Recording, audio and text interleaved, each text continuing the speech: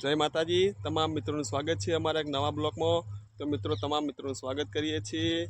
તો મિત્રો અમારી યુટ્યુબ ચેનલ જીતુ બ્લોગ 419માં સ્વાગત કરીએ છીએ મારા ભાઈ. તો તમે બધા મારા બ્લોગ સાથે જોડાયેલા રહેજો.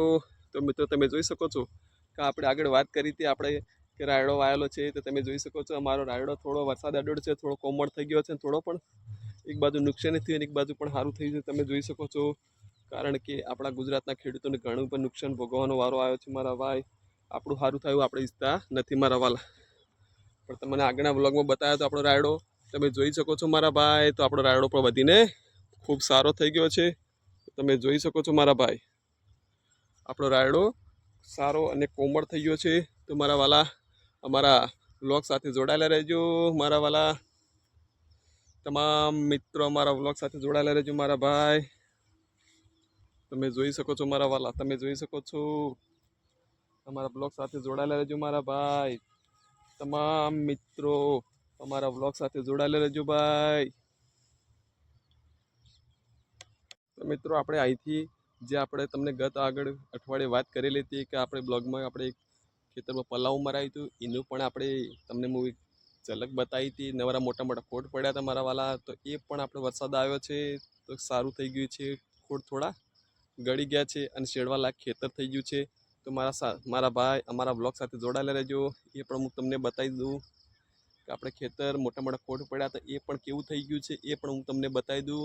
તો મિત્રો બ્લોગમાં જોડાયેલા રહેજો મારા ભાઈ. તમામ મિત્રો આપણે ત્યાં જઈશું અને અમારા બ્લોગ સાથે તમે જોડાયેલા રહેજો ભાઈ.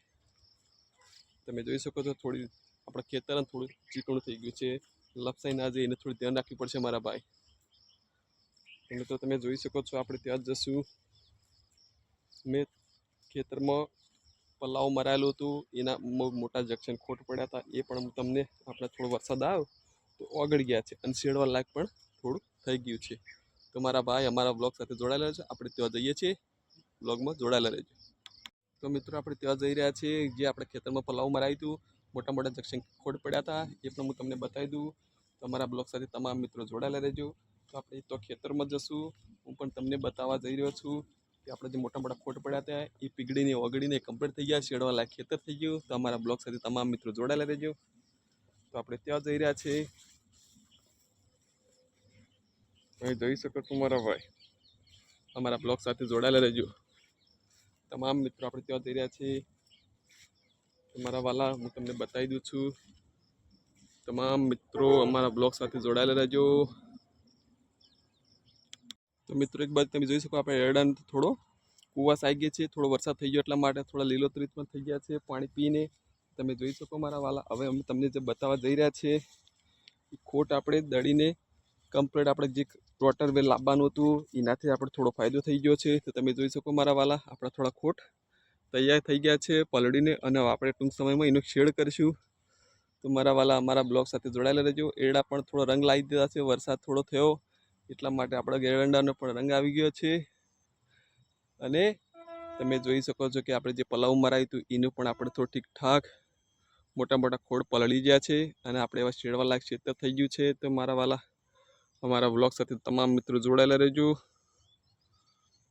તમામ મિત્રો અમારા બ્લોગ સાથે જોડાયેલા રહેજો. હવે આપણે ત્યાંથી આપણે આગળ હું તમને અમારું ખેતર જે સામે દેખાય છે એ અમારો રહેવા લાયક હું તમને ઝૂમ કરીને બતાવીશ મારા વાલા. તો મિત્રો તમે જોઈ શકો છો આગળ, તમે જોઈ શકો છો કે એ અમારું જે રહેવા લાયક અમારું જે છાપરું છે ત્યાં અમે રહીએ છીએ. અને મિત્રો અમારા બ્લોગ સાથે તમે તમામ મિત્રો જોડાયેલા રહેજો. તો મિત્રો આપણે ખેડવા લાયક ક્ષેત્ર થઈ ગયું છે, ખોટ પીગળીને તૈયાર થઈ ગયા છે. તો જેવો વરસાદ રહી જશે આપણે ટ્રેક્ટર લાવી અને થોડું શેડાઈ દેશું. તો મિત્રો એરંડાનો પણ રંગ આવી ગયો છે, તમે જોઈ શકો છો મારા વાલા. તમારા બ્લોગ સાથે તમામ મિત્રો જોડાયેલા રહેજો, અમારી ચેનલ સાથે જોડાયેલા રહેજો મારા વાલા. તો મિત્રો તમે જોઈ શકો છો મારા ભાઈ. હવે આગળ અમે તમને પણ જે બીજું બતાવવાનું છે પણ તમને બતાવી. તો મારા બ્લોગ સાથે જોડાયેલા રહેજો ભાઈ. તો મિત્રો અહીંયાથી આપણે હવે થોડા આપણે જે રહીએ છીએ છાપરે રહીએ છીએ તો પણ આપણે જઈશું. અને આપણો આ ઘાસ છે તમે જુઓ છો કે આપણે ભેંસોને ખાવા લાયક થઈ ગયું છે. મારા વાલા અમારા બ્લોગ સાથે તમામ મિત્રો જોડાયેલા રહેજો. સામે છે અમારી ભેંસો બધેલી છે. મિત્રો માફ કરજો આપણો થોડો ફોન ઝૂમ થતો નહીં એટલા માટે આપણે ઝૂમ નથી કરી કહેતા, પણ હું તમને અમારું રહેઠાણ જે રહેવા લાયક છે એ પણ હું તમને બતાવી દઉં. તમે તે જોઈ શકો છો. આપણે અહીંથી આપણે થોડું જ રહેવાનું છાપરું છે તો જઈ રહ્યા છીએ, તો અમારા બ્લોગ સાથે જોડાયેલા રહેજો. હું તમને બતાવી દઉં. બ્લોગ સાથે જોડાયેલા રહેજો મારા ભાઈ. તો આપણે આપણા ખેતરમાં જઈ રહ્યા છીએ, આપણા છાપરે જઈ રહ્યા છીએ મારા ભાઈ. તો અમારા બ્લોગ સાથે તમામ મિત્રો જોડાયેલા રહેજો. અને મિત્રો, અમારો બ્લોગ તમને કેવો લાગ્યો એ પણ કોમેન્ટ કરીને કહેજો. તો આપણો આજનો બ્લોગ પૂરો કરીએ છીએ. જય માતાજી, જય દ્વારકાધીશ, જય સિયારામ.